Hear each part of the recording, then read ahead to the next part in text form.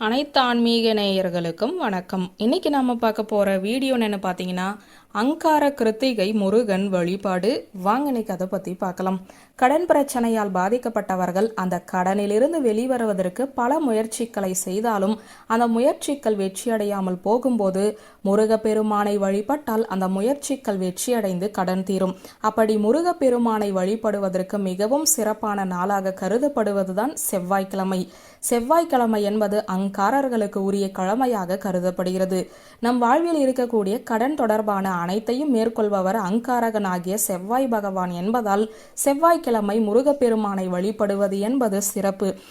அதிலும் குறிப்பாக செவ்வாய்க்கிழமையோடு சேர்ந்து முருகப்பெருமானுக்குரிய நட்சத்திரமான கிருத்திகை நட்சத்திரம் வந்தால் அன்றைய தினத்தில் நம் வீட்டில் எந்த முறையில் முருகப்பெருமானை வழிபட்டாலும் கடன் பிரச்சனை குறைய அதிக வாய்ப்புள்ளது.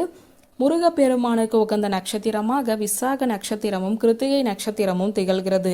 முருகப்பெருமானுக்கு உகந்த திதியாக சஷ்டி திதி திகழ்கிறது. முருகப்பெருமானுக்கு உகந்த கிழமையாக செவ்வாய்க்கிழமை திகழ்கிறது.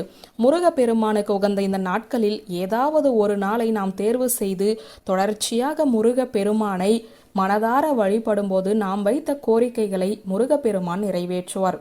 கடன் தொடர்பான அனைத்து பிரச்சனைகளும் தீர்வதற்கு செவ்வாய்க்கிழமையில் தொடர்ச்சியாக முருகப்பெருமானுக்கு விரதம் இருந்து வழிபாடு செய்ய வேண்டும் என பலரும் அறிந்திருப்போம்.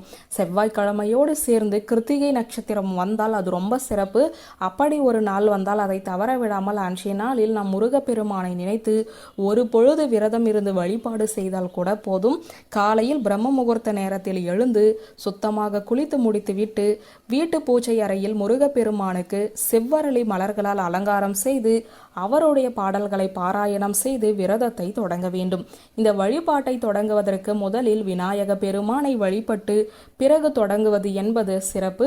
பிறகு காலையில் எந்த உணவும் சாப்பிடாமல் மதிய நேரத்தில் தலைவாழை இலை போட்டு மிதமான உணவை சாப்பிட வேண்டும்.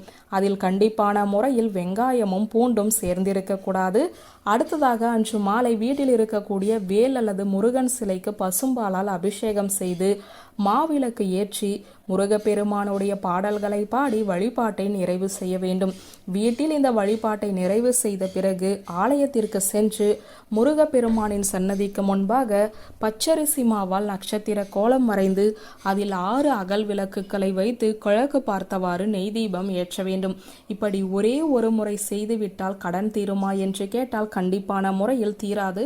தொடர்ச்சியாக செவ்வாய்க்கிழமைகளில் இந்த வழிபாட்டை மேற்கொண்டு கடன் தீர்வதற்கான முயற்சிகளையும் நாம் செய்தோம் என்றால் கண்டிப்பான முறையில் அந்த கடன் அடைய முருகப்பெருமான் அருள் புரிவார். முருகப்பெருமானின் அருளால் கடன் தீர வேண்டும் என நினைப்பவர்கள் முருகப்பெருமானுக்கு உரிய தினத்தை தவறவிடாமல் அவரை நினைத்து வழிபாடு செய்து கடன் பிரச்சனையிலிருந்து வெளியில் வரலாம் என்ற தகவலை கூறி இந்த வீடியோவை நிறைவு செய்கிறேன். நன்றி, வணக்கம்.